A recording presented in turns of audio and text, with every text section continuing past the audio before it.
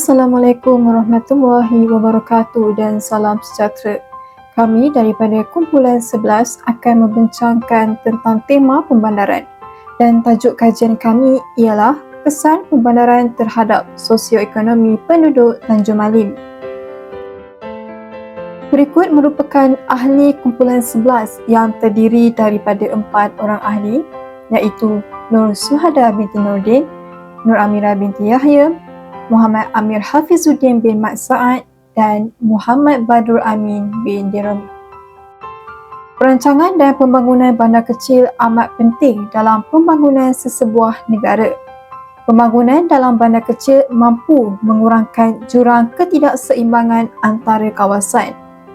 Sustainable Development Goals merupakan agenda pembangunan jangka panjang sehingga tahun 2030 dan berfokus kepada perancangan Leaving No One Behind yang bermaksud tiada siapa yang akan ditinggalkan. Ini bermakna setiap perancangan bagi pembangunan di dalam kawasan Tanjung Malim hendaklah bersifat inklusif dan saksama di mana setiap penduduk mempunyai akses yang sama kepada keperluan asas. Sebanyak 17 sasaran SDGs yang merangkumi aspek sosial, ekonomi dan alam sekitar bagi menghadapi isu global pada masa hadapan yang boleh menjadi panduan dalam mencadangkan pembangunan perancangan yang sesuai. Oleh hal yang demikian, rangka asas global ini perlu diambil kira dalam perancangan di kawasan kajian yang berlandaskan keperluan penduduk terhadap perkara-perkara asas seperti mobiliti, infrastruktur, perumahan, kemudahan masyarakat serta persekitaran yang bersih dan berkualiti perlu diberi lebih perhatian. Dalam SDG 11 iaitu bandar dan komuniti mampan, SDG 11 ini merupakan antara sasaran yang paling penting dan harus diberi keutamaan kerana ia amat berkaitan dengan elemen daya huni penduduk terutamanya yang diberi lebih perhatian. Terdapat 3 objektif kajian yang hendak difokuskan. Pertamanya, mengenal pasti kesan-kesan pembandaran terhadap sosioekonomi penduduk Tanjung Malim. Kedua, menjelaskan konsep dan takrifan kegiatan ekonomi penduduk Tanjung Malim. Dan yang ketiga, mengkaji kualiti hidup penduduk di Tanjung Malim. Baiklah, kita beralih pula kepada kawasan kajian. Tanjung Malim merupakan sebuah bandar kecil yang terletak di selatan negeri Perak yang jaraknya hanya 100 km dari Kuala Lumpur. Ia berada dalam wilayah Lembah Benam yang dialiri oleh 2 batang sungai utama iaitu Sungai Benam dan Sungai Ingki. Dari segi kedudukan koordinat pula, Tanjung Malim terletak di latitude North 3 darjah 40 minit 49 detik dan longitude East 101 darjah 31 minit dan 112 detik. Pada tahun 1922, Maktab Perguruan Sultan Idris ditubuhkan di Tanjung Malim dan ini merupakan antara faktor awal yang membantu kepada proses perkembangan Tanjung Malim. Kemudian dinaik taraf kepada Universiti Pendidikan Sultan Idris UPSI pada tahun 1997 terus membantu kepada perkembangan dan pembangunan pembandaran di Tanjung Malim. Pembinaan dan seterusnya beroperasinya kilang proton di Tanjung Malim pada tahun 2004 juga merupakan satu lagi faktor yang dilihat merupakan penyumbang kepada perkembangan dan pembandaran Tanjung Malim. Sumbangan kedua-dua institusi tersebut juga cukup signifikan dalam konteks pembangunan ekonomi sub-wilayah berkenaan. Daerah Mualim merupakan daerah ke-11 negeri Perak susulan daripada pengisytiharan Tuli Yang Maha Mulia Sepaduka Seri Sultan Perak Sultan Nazrin Muizzuddin Shah pada 11 Januari 2016. Perkataan Mualim berasal daripada perkataan Arab perkataan yang mempunyai kaitan dengan ilmu dan bermaksud orang yang ahli dalam agama. Nama tersebut bertepatan diabadikan kepada daerah ini berdasarkan latar belakang sejarah tertentu. Daerah Mampan di dalam konteks kawasan kajian ini bermaksud lokasi yang kukuh dalam pelbagai aspek, terutamanya daripada aspek ekonomi, kesejahteraan hidup penduduk dan pelbagai lagi aspek yang membentuk sebuah daerah yang mampan. Oleh itu, bagi memastikan sebuah daerah yang mampan dapat dicapai, ciri-ciri seperti daerah yang berdaya saing, berdaya tahan, berdaya huni dan rendah karbon hendaklah diterapkan dalam setiap aspek pembandarannya. Seterusnya, kita beralih kepada kaedah kajian. Bagi memenuhi tujuan penulisan kajian ini, pelbagai data telah digunakan. Sumber data utama kajian ini ialah draft rancangan tempatan daerah Mualim dan sebahagian daerah Batang Padang 2035, selain beberapa data tambahan yang diperolehi dari Majlis Daerah Tanjung Malim. Kesemua data ini dianalisis menggunakan teknik yang telah dipilih, iaitu teknik kualitatif. Dalam kajian ini, kami telah menemubual 5 informan dari berbagai sektor.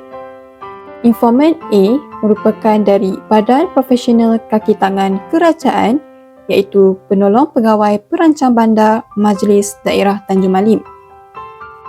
Informan B pula merupakan Badan Profesional Kaki Tangan Kerajaan, iaitu merupakan pensyarah UPSI. Manakala informan C merupakan Badan Bukan Profesional Kaki Tangan Kerajaan, iaitu kami telah menemubual pekerja dari kilang Proton. Informan D pula merupakan Badan Bukan Profesional Kaki Tangan Swasta, iaitu guru tadika pasti. Dan informan terakhir, kami telah menemubual Badan Bukan Profesional Kaki Tangan Swasta, iaitu pemilik kedai dessert. Seterusnya, saya Nur Suhada binti Nordin akan membentangkan dapatan kajian bagi temubual yang telah kami jalankan. Daripada temubual tersebut, kami telah menyenaraikan beberapa persamaan bagi dapatan temubual daripada kesemua informan. Hasil analisis data kajian telah menunjukkan elemen-elemen ini telah dinyatakan beberapa kali oleh kelima-lima informan semasa temubual. Antaranya adalah dari aspek kesan positif dan kesan negatif perbandaran terhadap sosioekonomi penduduk di Tanjung Malim. Antara kesan positif perbandaran yang pertama adalah wujudnya peluang pekerjaan yang banyak dalam pelbagai sektor. Sebagai contoh, sektor perindustrian, perkhidmatan, perniagaan dan pembinaan. Selain itu, terdapat peningkatan bagi sistem pengangkutan dan perhubungan.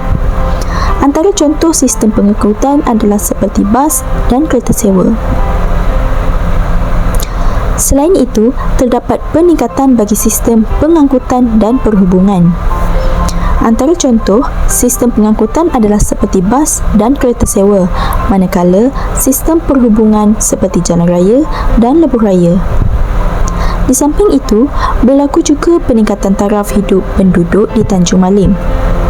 Hal ini kerana pelbagai kemudahan dan infrastruktur yang telah dibina seperti pasaraya, restoran dan kafe, klinik kesihatan dan pusat pendidikan tinggi.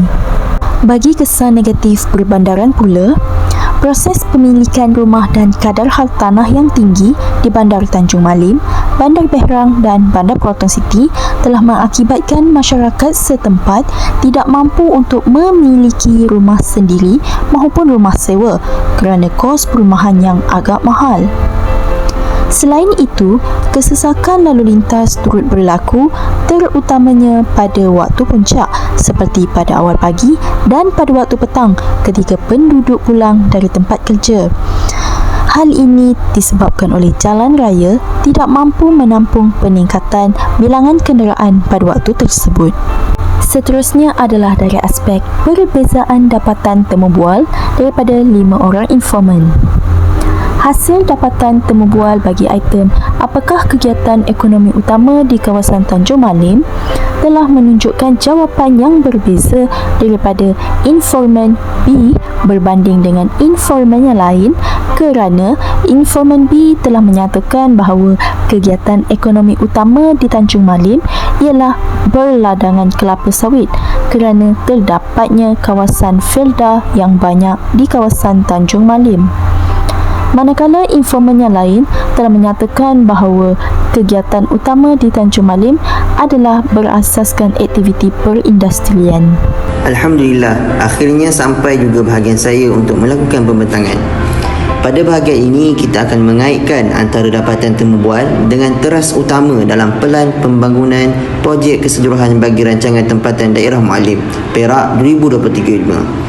Terdapat 3 teras, iaitu teras 1, ekonomi rancangan tempatan, iaitu ekonomi berdaya saing, dinamik dan bernilai tinggi. Teras 2, persekitaran, kehidupan inklusif dan berdaya huni. Teras 4, perhubungan dan infrastruktur efisien dan mampan. Pembentangan seterusnya ialah berkenaan dengan teras 1, ekonomi rancangan tempatan, iaitu ekonomi berdaya saing, dinamik dan bernilai tinggi. Ekonomi negara secara amnya kekal kukuh walaupun menghadapi ketidaktentuan ekonomi global yang mempunyai risiko kepada ekonomi mikro seperti daerah Mualim ini.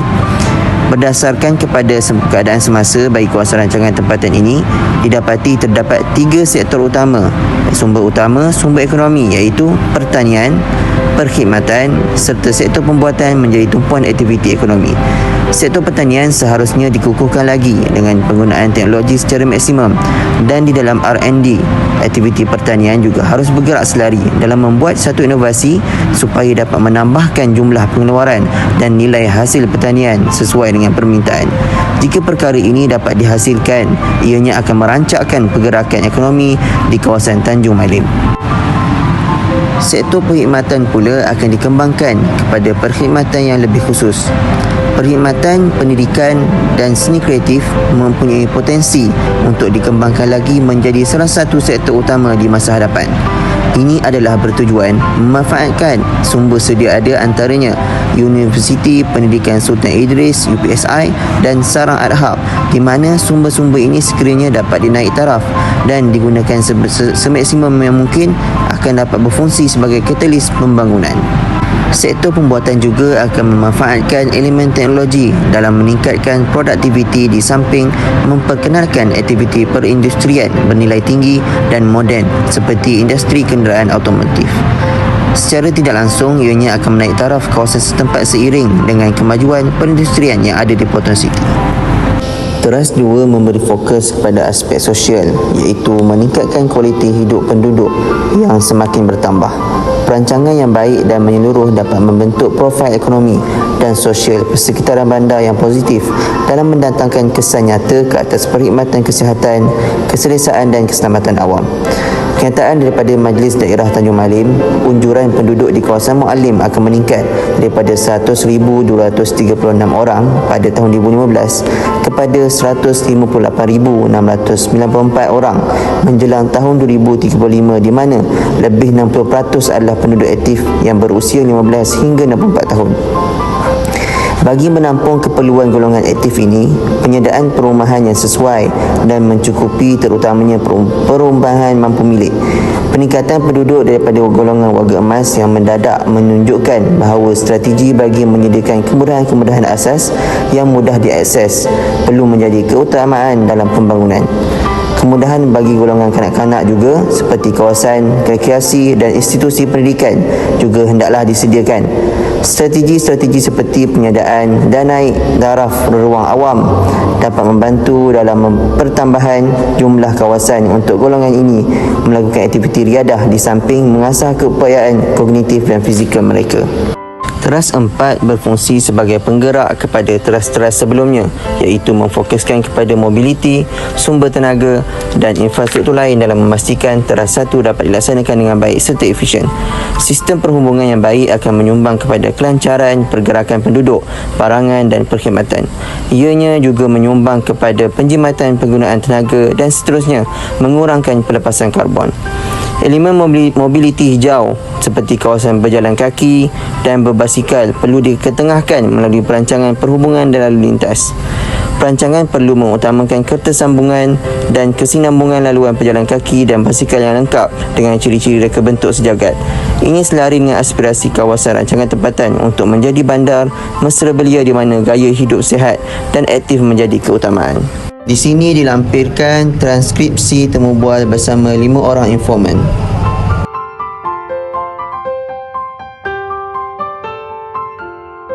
Sekadar itu sahaja daripada saya dan saya akan serahkan kepada pembentang yang seterusnya.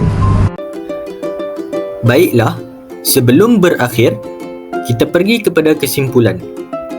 Secara keseluruhannya, kajian ini bertujuan adalah untuk mengenal pasti kesan pembandaran terhadap sosioekonomi penduduk Tanjung Malim pada masa kini yang menunjukkan perubahan atau kesan yang lebih positif dalam memaju pelbagai sektor iaitu perindustrian, perkhidmatan, perniagaan dan pembinaan yang lebih kepada memberi peluang pekerjaan kepada penduduk bandar.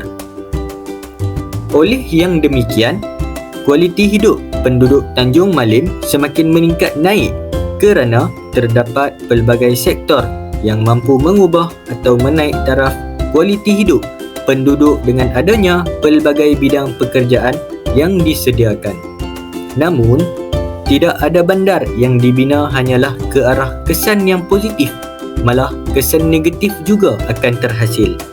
Contohnya, dalam pemilikan rumah dan kadar hartanah yang tinggi, sesetengah penduduk di sekitar Tanjung Malim ini tidak mampu untuk memiliki rumah sendiri mahupun rumah sewa disebabkan kos ataupun harga rumah yang begitu mahal.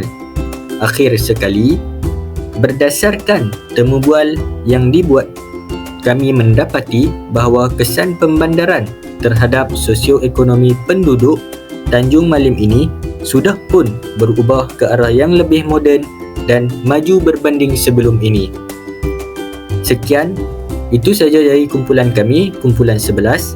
Yang baik itu datang daripada Allah dan yang kurang itu datang daripada diri kami sendiri. Assalamualaikum warahmatullahi wabarakatuh.